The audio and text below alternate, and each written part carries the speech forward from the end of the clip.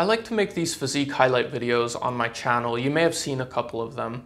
Usually I'll take a bodybuilder from a long time ago, maybe as far back as 100 years ago, from the bronze era of bodybuilding, and I'll show their physiques. They're often very, impressive physiques, very well developed.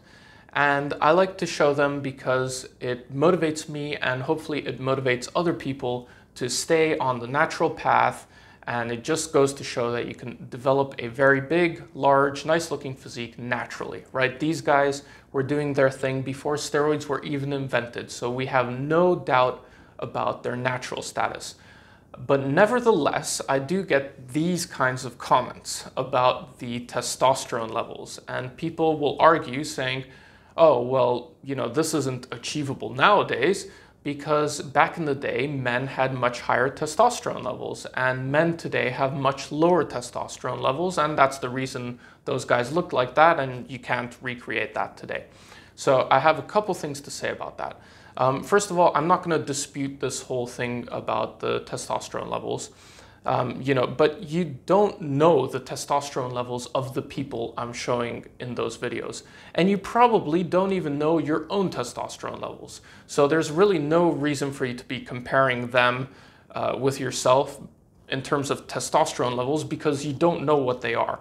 But even if we're just taking a broader discussion about people having higher testosterone then and lower testosterone now, which, again, I will concede, I've seen studies talking about this and I've seen news articles, talking about a testosterone crisis and how men have much lower testosterone and everything that comes along with that.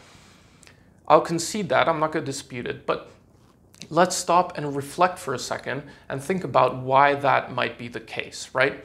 So in 100 years, did anything fundamentally change biologically in men, right? There's no evolutionary difference between people 100 years ago and people now, right? From the basic understanding I have of evolution, it doesn't work on that time scale, right? Evolution takes hundreds of thousands of years or millions of years. It doesn't take 100 years. If you take the DNA from someone 100 years ago, it's probably very, very similar to the DNA of someone today. So the difference in testosterone isn't because we've suddenly evolved and now we're a different species, right?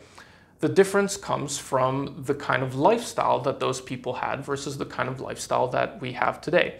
So take an average man that they would have, tested or, deduced their testosterone level 100 years ago. Take that average man and just think about the kind of life that he would live. So he would probably have a pretty lean body, right? It wasn't normal to be fat 100 years ago. He would probably be pretty lean. He would probably be working some kind of manual job. Most people, I believe, were farmers or whatever back in the day. There wasn't much industrialization going on. And so people were out in the sun, out in the fresh air. They were working the fields, gathering the food and whatnot. And, they didn't have electricity in their homes, and they would go to bed when the sun went down. They would wake up when the sun came up. They would eat foods that were local. They weren't processed. They would just get the meat and vegetables and fruits that were available locally, and, they would all be fresh and as organic as it gets. And that's what they would eat, and that's the kind of life they would live. Now, you take an average man from today, he's probably fat because most people, at least in the West, are overweight at this point. What kind of job would he be working? It's usually not a manual job that people do nowadays. Usually they're sitting in front of a computer, so they're inside a building all day. They're underneath artificial light, right? They're staring at a screen all day. They go home. They stare at another screen in their house, a TV or another computer, also under artificial light. They're probably not spending much time outdoors. They're overweight. They're not moving much.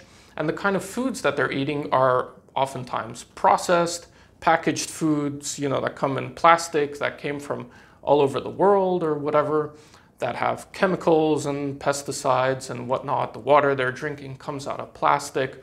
All these sorts of things, they can stay up all night because they have artificial light, and the light going into their eyes from the screens all day doesn't let them sleep, and they're, drinking coffee all day and whatnot. a million lifestyle choices that people make nowadays that most certainly reduce your testosterone levels, right? I'm pretty sure that that's the reason why people have lower testosterone levels now. It's just due to their lifestyle choices. And at the end of the day, these are all things that you can change and you can optimize. And I think bodybuilding isn't simply getting in the gym and lifting weights, but bodybuilding is also a lifestyle where you try and do everything as healthfully as you can in order to optimize the way you live and thus get better results in the gym. So I think the attitude that these people have that bring up these arguments about, oh, you can't do this nowadays because testosterone levels are so low and they had much higher testosterone. It's just so defeatist. Like, come on, man. Think about it for a second, right? You can do a lot to improve your testosterone levels. You probably don't even know what your testosterone levels are. And even if you do have genetically low testosterone levels, like, why would you let that hold you back? Just think about how basic the lives must have been of these people and how many privileges we have nowadays. There are women that naturally have very impressive looking physiques. They probably have almost no testosterone in their bodies compared to the average man. You know, there are people with diseases, with multiple sclerosis who do bodybuilding. Imagine the difficult lives they live. Imagine their testosterone levels. And yet even then they manage to, you know, build their bodies. So why would you let this stupid argument about testosterone levels from people 100 years ago hold you back? If you're really that worried about your testosterone levels, then try everything you can lifestyle-wise to optimize your testosterone. And, you know, do your best and be the best version of you. Don't let this shit hold you back.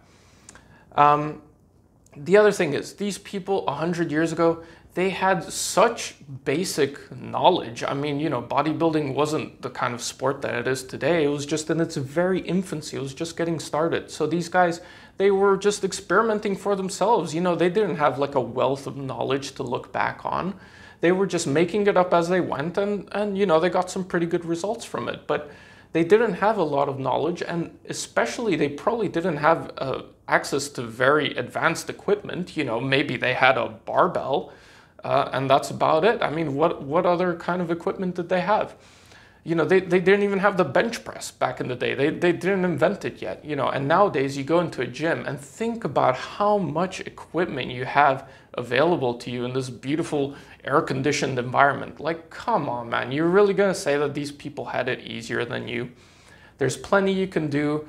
There's plenty you can research, and you can get much further than these people got. I'm just sure of it. And there are plenty of natural examples of bodybuilders today that you can go look on YouTube, and they have very impressive physiques today naturally without using steroids. And, you know, are you going to say that they have lower test because they've managed to do it even if they have lower test, right? And check back on this channel in a year or two, because I'm also going to have a really impressive physique and I don't care about testosterone levels. I'm going to do it regardless, right? So don't let it hold you back. Think about all the advantages you have compared to these old school people, and use their physiques as motivation rather than just immediately defeating yourself saying that they had higher testosterone levels than me, so I can never get to where they are, right? Thanks for watching. Thanks for listening to my rant, and I will see you next time.